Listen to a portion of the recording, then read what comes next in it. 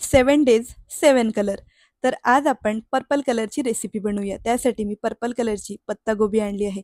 पत्तागोबी छान कट करून आपण चॉपरमध्ये टाकायची आणि चॉपरमध्ये अगदी बारीक अशी ही पत्तागोबी छान चॉप करून घेऊया.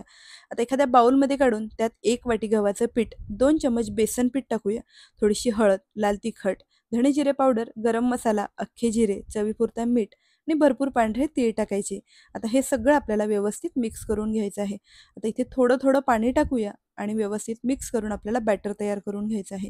तर बघू शकता हे बॅटर खूप घट्ट किंवा खूप पातळ नाही आहे. मीडियम कन्सिस्टन्सीचा बॅटर तयार करून घेतलेला आहे.